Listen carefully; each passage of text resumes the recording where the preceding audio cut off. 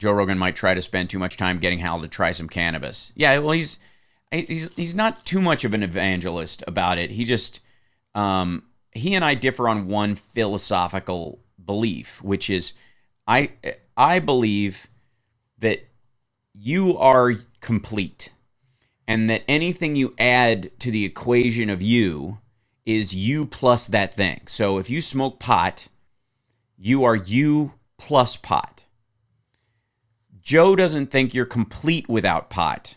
So he thinks everyone walking around who hasn't smoked pot is them minus pot. If that makes sense. And it is an inherent philosophical difference. Yeah. And it's interesting, Jude, I'm not, I always balk at that phrase sober, because I think sober has a connotation that you once were high and you were not. You are not. Sober is a referential word to a previous state. You have to have been drunk to be sober. I've never been drunk, so I'm technically not sober. I'm just person. It goes to that non-smoker, smoker, breather thing that I talk about in my stand-up. Yeah. So, yeah, here's the thing. And, because I've been, and Ginger knows this, everybody knows this, I am 100% a believer in it being a medically functional for a lot of people. I also think that it has a tremendous value for the secondary chemicals that are not non-psychoactive have a lot of benefit. Obviously, CBD oil is making a lot of advances in those kind of things. So I'm for people being available. I have an issue with the idea that I am incomplete without something external. I have a principled problem with that.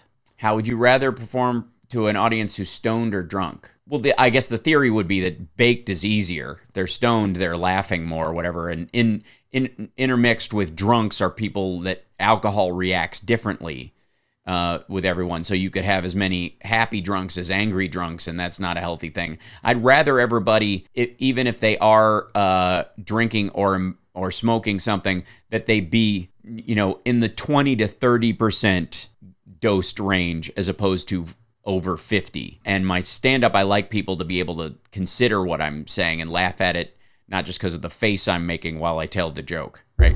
I literally worked for legalization with Danny Glover and Melissa Etheridge and others, pushing for that in California, pushing for, primary decriminalization, medical marijuana, and then ultimately recreational legalization. I'm for that.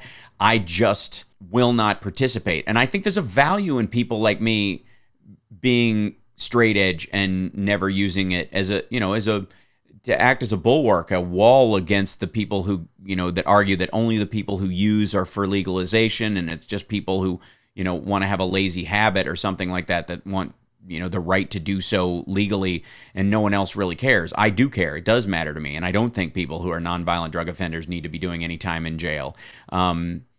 And especially if they're the kind of person who can use a substance and never be involved in a drunk driving accident or any kind of thing like that, I think that person shows us an extra level of respectfulness. So there you go.